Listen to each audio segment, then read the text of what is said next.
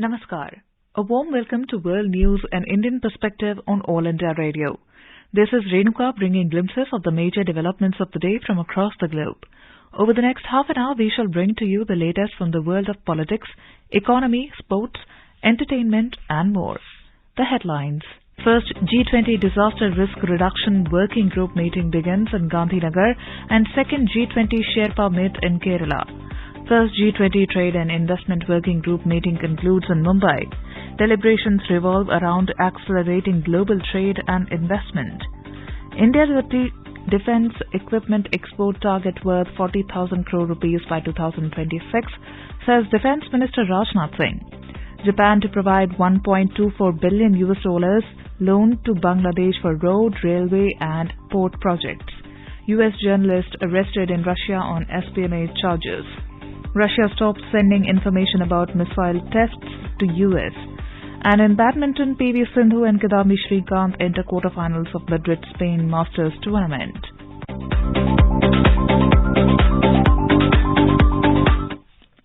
The first G20 Disaster Risk Reduction Working Group meeting under India's G20 presidency began at Gandhinagar in Gujarat on Thursday.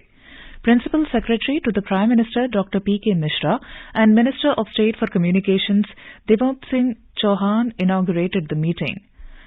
Around 100 delegates from the G20 member countries, invitee countries and from 9 international organizations are participating in the 3-day event. 5 priority areas have been identified for the meeting, which include early warning for all, resilient infrastructure and improving national system for financing disaster risk reduction. Talking to AIR News, Director General India Meteorological Department, Dr. Mrityunjay Mohapatra, who attended the meeting as an Indian delegate, said that the G20 countries on Thursday discussed the early warning for all initiatives to formulate the policy and plans as to how the loss of lives and properties can be minimized by enhancing early warning system. Dr. Mohapatra informed that in 2022, the United Nations and World Meteorological Organization had jointly declared the Early Warning for All initiative, under which a target has been set that by 2027 there should be an early warning system for each household in the world. Dr. Mohapatra further informed that accordingly, India has also taken actions that by 2025 there should be early warning system for everyone. So in today's G20 meeting, all the countries of the G20 are discussing with each other, formulating the policy and plans. How can we minimize the loss of lives and properties by enhancing the early warning? The Early Warning Initiative for All, declared by United Nations and WMO in 2022, has kept a target of 2027 by which each household in the world should have the early warning. Addressing the gathering, Dr. P.K. Mishra said that in its G20 presidency, India has accorded disaster risk reduction a high priority. On the occasion, Minister of State for Communications Devop Singh Chauhan said that disasters adversely affect development goals and disrupt progress. In view of this, making disaster risk reduction is imperative. The second Sherpa meeting of the G20 summit under India's presidency began at the idyllic village of Kumarakom in Kerala. Over 120 delegates from G20 member nations are participating in the event, being chaired by India's Sherpa Amitabh Kant. The meeting will bring together 9 invitee countries and various international and regional organizations. During the 4-day meet, the delegates will hold multilateral discussions on G20's economic and developmental priorities, besides addressing contemporary global challenges.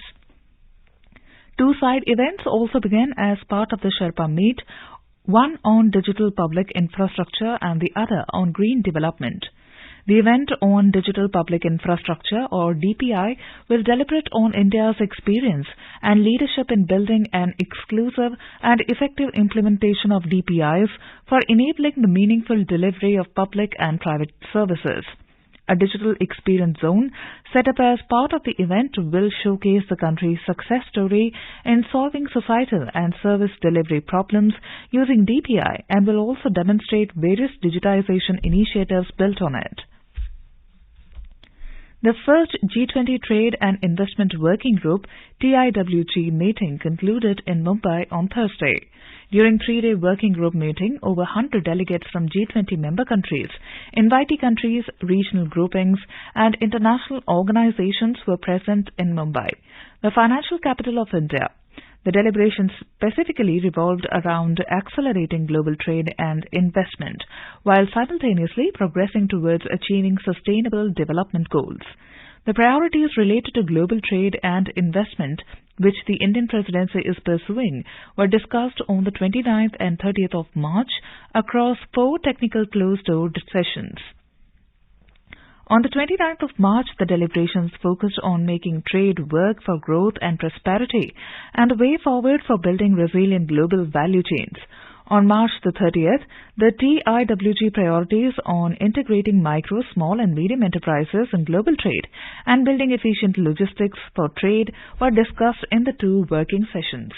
We are deliberating on integrating MSMEs in the global trade. We are looking at building efficient logistics for trade and leveraging digital public infrastructure, which has been India's pride over the last few years.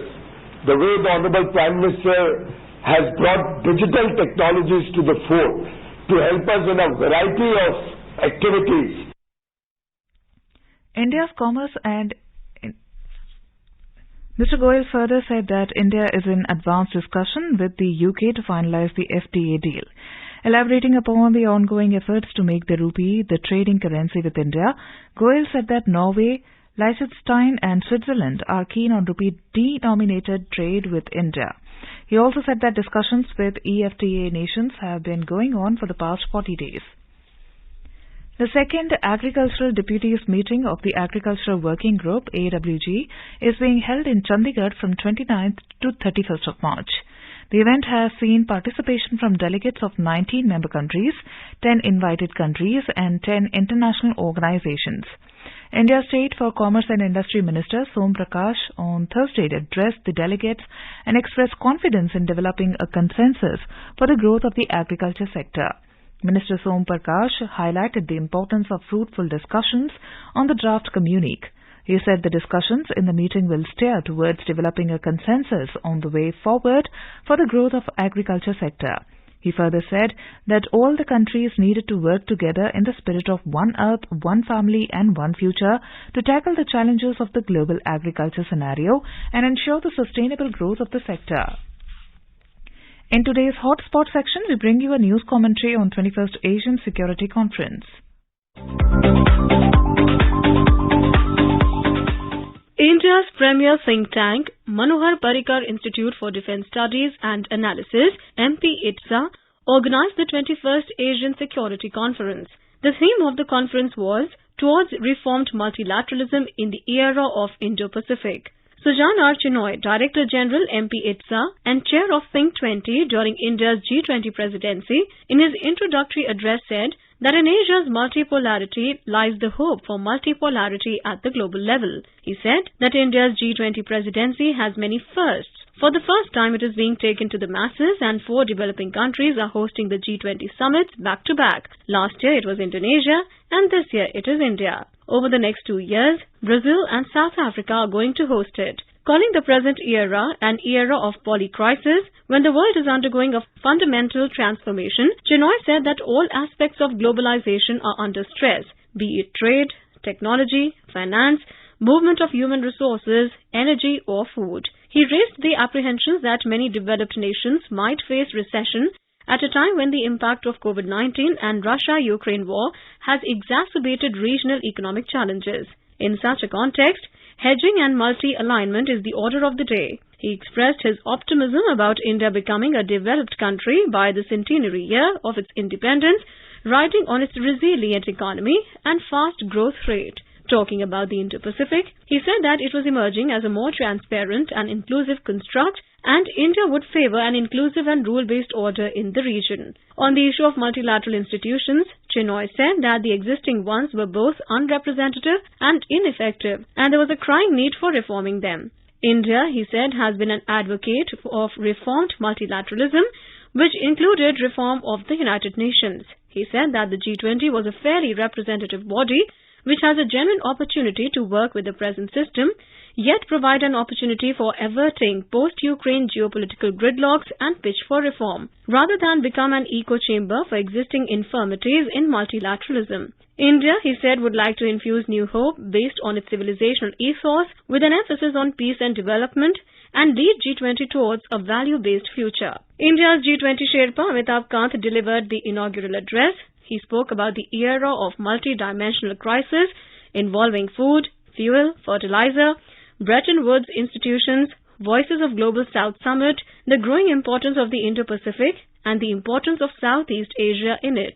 Mr. Kant said that India has assumed the G20 presidency at a time when the world faces a series of challenges. While every challenge is an opportunity, India's priority for the G20 will be to drive digital transformation and to go green, he emphasized. India's presidency will seek to advocate oneness in line with the theme of One Earth, One Family, One Future, and challenges confronting the global community can only be solved through collective action, said Mr. Kant. The focus, he underlined, should be on the global south or developing countries, whose needs must be fulfilled at all costs. The challenges that the world faces today can be solved only by working together through hope, harmony and healing, and one's first concern should be towards those whose need is greatest, he said. Outlining India's priorities, Mr. Kant said that the country's G20 presidency will seek to advocate and reflect not just the aspirations of G20 partners, but also of the global south, whose voice is often left unheard. Damu Ravi, Secretary, Economic Relations, Ministry of External Affairs, delivered special remarks at the conference. He highlighted the economic aspect of G20. In his special remarks, Mr. Ravi highlighted the role of regional groupings such as BRICS, that is Brazil, Russia, India, China and South Africa, Shanghai Cooperation Organization and BIMSTEC, Bay of Bengal Initiative for Multi-Sectoral Technical and Economic Cooperation, as well as the impact of artificial intelligence, AI, and energy transition and emerging multilateralism within G20. He stressed on the need for India to build deeper economic integration and strengthen partnerships with African countries. The Asian Security Conference is the flagship event of MP-ITSA. This year, the conference was infused with the theme of the G20 process. Representatives from nearly 30 countries participated in the conference.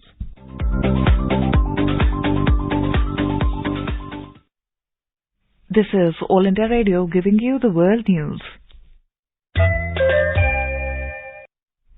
Defence Minister Rajnath Singh has said that India is poised to achieve defence equipment exports target worth 40,000 crore rupees by 2026.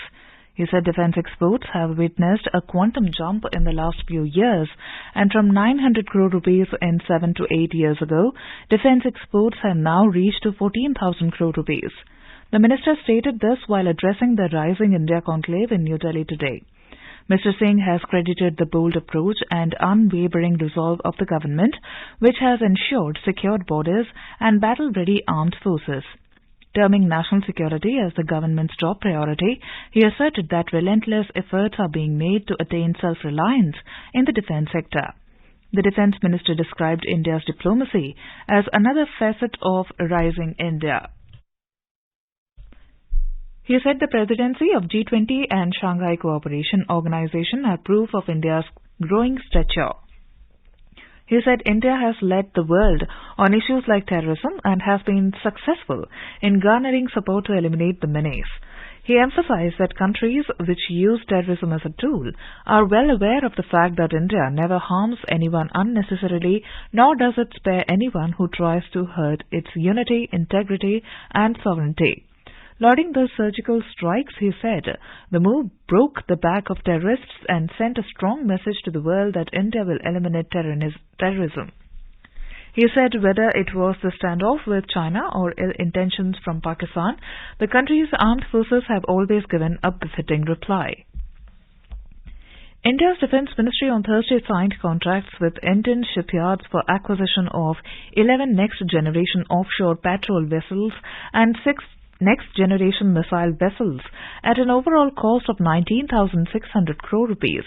The contract for the acquisition of 11 next-generation offshore patrol vessels under Buy Indian IDDM category was signed with Goa Shipyard Limited (GSL) and Garden Reach Shipbuilders and Engineers (GRSE) Kolkata at a total cost of 9,781 crore rupees. Of the 11 ships, 7 will be indigenously designed, developed and manufactured by GSL and 4 by GRSE. The delivery of the ships is scheduled to commence from September 2026. The Defence Ministry said the acquisition of these ships will enable the Indian Navy to maintain its combat capability and meet various operational requirements such as anti-piracy, counter-infiltration, anti-poaching, anti-trafficking, non-combatant evacuation operations, search and rescue, protection of offshore assets, etc. The contract for the acquisition of 6 next-generation missile vessels, NGMV, was signed with Cochin Shipyard Limited, CSL, at a cost of 9,805 crore rupees. The delivery of ships is scheduled to commence from March 2027. The NGMVs would be heavily armed war vessels incorporating stealth, high speed and offensive capability. The primary role of the ships would be to provide offensive capability against enemy warships, merchantmen and land targets. The Defence Ministry also inked a contract with BrahMos Airsports Private Limited (BAPL) for procurement of next-generation maritime mobile coastal batteries, long-range and BrahMos missiles at an approximate cost of over 1,700 crore rupees under Buy Indian category. The Defence Ministry said the delivery is scheduled to commence from 2027. The system will be equipped with supersonic BrahMos missiles and will significantly enhance the multi-directional maritime strike capability of the Indian Navy. The BAPL is a joint venture between India and Russia, making crucial contributions to augment the new generation surface-to-surface missile with enhanced ranges. The ministry said the contract will give further boost to indigenous production of critical weapon system and ammunition with the active participation of indigenous industries. The project will generate employment of more than 90,000 man-days over a period of 4 years. With the majority of the equipment and subsystems sourced from indigenous manufacturers, these systems will be a proud flag bearer of Atmanirbhar Bharat. Japan will provide a $1.24 billion official development assistance ODA loan to Bangladesh for 3 infrastructure and connectivity projects in the country. An exchange of notes was signed on Wednesday between the two countries. Earlier, Japan had provided the first installment of the loan approximately the same amount, making the total package worth approximately $2.48 billion. The loan package includes the Chattogram Cox's Bazar Highway Improvement Project, construction of the dual-gauge rail line between the Jodhpur-Ishwaradi section, and the Matarbari Port Development Project Phase 2. The loans carry an interest rate of 1.2% per annum with a repayment period of 30 years including the grace period of 10 years. Speaking on the occasion of signing the agreement, Ambassador IWA-MA Kiminori said that Japan believes these projects will further improve the quality of life of the people of Bangladesh and stimulate economic activities. He also mentioned Prime Minister Fumio Kishida's policy speech in India earlier this month, during which he elaborated upon the vision of the free and open Indo-Pacific FOIP. Prime Minister Kishida had also emphasized the importance of connectivity as the core element of FOIP cooperation and the Bay of Bengal as one of the key regions, said Ambassador Ibama. Japan has been the single largest bilateral donor for Bangladesh since 2012, assisting a variety of mega infrastructure projects. An American reporter was arrested in Russia on espionage charges, Russia's top security agency said on Thursday. The Federal Security Service, FSB, said that the WSJ reporter was detained from the Ural Mountains of Yekaterinburg while he allegedly tried to obtain classified information. The FSB has also alleged that the reporter was collecting classified information about the activities of one of the enterprises of the Russian military-industrial complex that constitutes a state secret. The local media stated that he was covering the war in Ukraine and the Wagner mercenary group before getting detained. A senior Russian diplomat has said that Moscow will no longer inform the US about its missile tests. Russian Deputy Foreign Minister Sergei Rybakov said that Moscow has altered all information exchanges with Washington after previously suspending its participation in the last remaining nuclear arms pact with the US. Along with the data about the current state of the country's nuclear forces, the parties also have exchanged advance warning about test launches. Such notices have been an essential element of strategic stability for decades, allowing US to correctly interpret each other's moves and make sure that neither country makes any mistakes of a test launch for a missile attack. Rybakov's announcement followed US official statement that Moscow and Washington have stopped sharing biannual nuclear weapons data that were envisaged by the New START treaty. A court in Pakistan has issued non-bailable arrest warrants for former Prime Minister Imran Khan in a case related to alleged threats made to a woman judge. Islamabad-based judicial magistrate Malik Aman, presiding over the hearing, rejected a plea by Khan's counsel to grant him exemption from an in-person appearance. The judge directed the authorities to present Imran Khan before the court on the 18th of April. Sri Lanka's Ministry of Finance has called for expression of interest from consultancy firms with respect to the divestiture of its state-owned enterprises. The State-Owned Enterprises Restructuring Unit on Thursday issued advertisements seeking consultancy firms interested in providing advisory services for the divestiture of stakes in 4 state-owned enterprises. These enterprises are Sri Lanka Insurance Corporation, Litro Gas Lanka, Hotel Developers Lanka, and Canville Holdings. The firms have been requested to submit their expression of interest with respect to the enterprises before the 27th of April. The ministry has stated that the divestitures will be carried out in a transparent and credible manner. Sri Lankan government is in the process of restructuring SOES as the island nation is in the process of recovering from its worst ever economic crisis since its independence. The United States has condemned Myanmar's junta for dissolving the party of Depo's leader Aung San Suu Kyi and warned that the move would bring more instability. A State Department spokesperson said the U.S. strongly condemns the Burma military regime's decision to abolish 40 political parties, including the National League for Democracy (NLD). The spokesperson said any election without the participation of all stakeholders in Myanmar would not be and cannot be considered free or fair. Myanmar's junta-stacked election commission announced that the NLD would be dissolved for failing to re-register under a military-drafted electoral law. The move comes as the junta prepares to hold elections that opponents believe would only aim to cement the power of the military, which toppled Suu Kyi's elected government in February 2021. The United Arab Emirates President Sheikh Mohammed bin Zayed Al Nahyan has made a significant announcement regarding the country's leadership. With the approval of the UAE Federal Supreme Council, Sheikh Mansour bin Zayed Al Nahyan has been appointed as the UAE Vice President, and the incumbent Vice President Sheikh Mohammed bin Rashid Al Maktoum will also continue in the same role. Sheikh Mansour has been a vital part of the UAE's political landscape since 2004 when he was appointed as Minister of Presidential Affairs. He has played a key role in overseeing the Presidential Court and the Ministry of Presidential Affairs, as well as chairing several government institutions, including the Ministerial Development Council and the Emirates Investment Authority. The new Vice President is also the Chairman of the Abu Dhabi Fund for Development and a member of the Abu Dhabi Supreme Petroleum Council. He has served on the boards of numerous investment institutions, including the National Archives, Abu Dhabi Development Fund, the Board of Abu Dhabi Food Control Authority, and the Abu Dhabi Judicial Department. Chief Executive Officer of NXP Semiconductors, Kurt Severs, met India's Prime Minister Narendra Modi.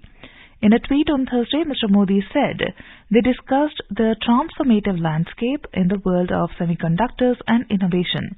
He said India is emerging as a key force in these sectors, powered by talented youth of the country. Mexican prosecutors say they have identified 8 suspects responsible for 38 deaths in a fire at a migrant detention center. Monday's blaze is now being investigated as a possible homicide. 5 of the suspects are reported to be security guards at the facility in Ciudad Juarez, a city on the U.S. border. Authorities are facing mounting pressure to explain why the victims, who came from Central and Southern America, were not freed. Mexican President Andrés Manuel López Obrador said those responsible would be punished in conformity with the law. Speaking at a press briefing, he insisted there would be transparency in the investigation and no impunity for those responsible for the painful tragedy. The fire comes at a time when Mexico is struggling to deal with an influx of migrants, most of whom are crossing the country in the hope of reaching the U.S.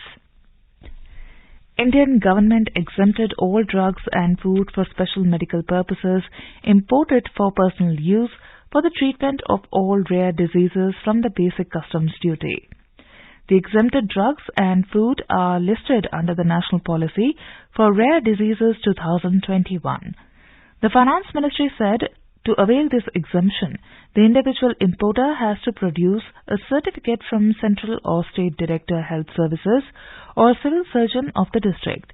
The ministry said the government has fully exempted Keytruda used in the treatment of various cancers from basic customs duty.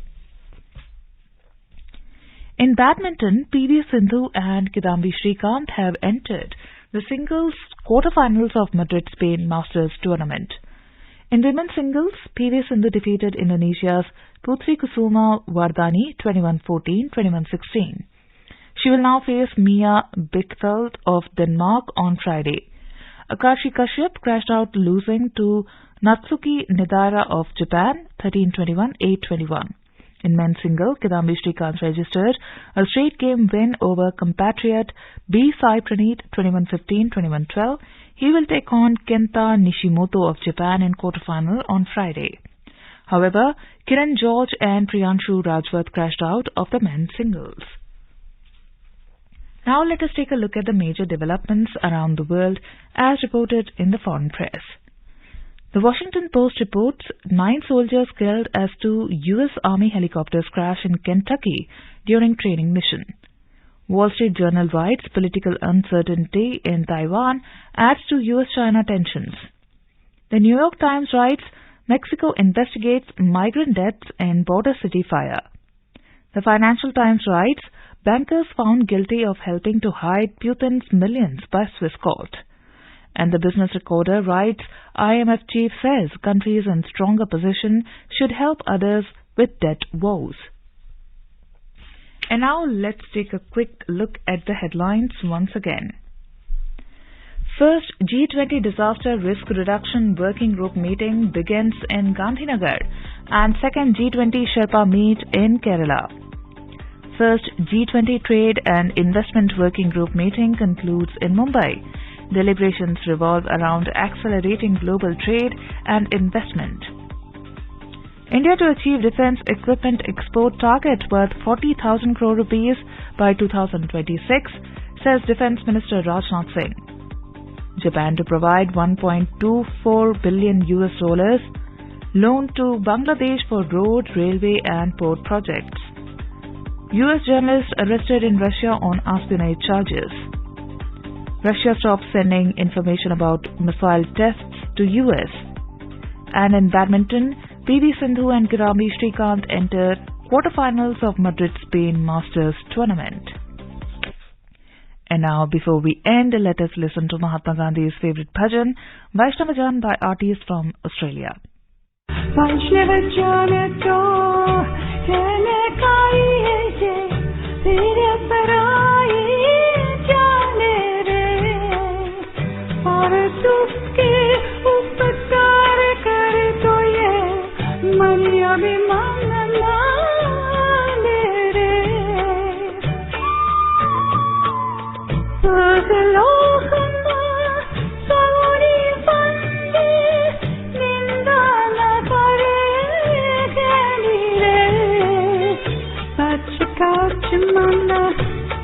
Chal raha hai, hum zara jana mein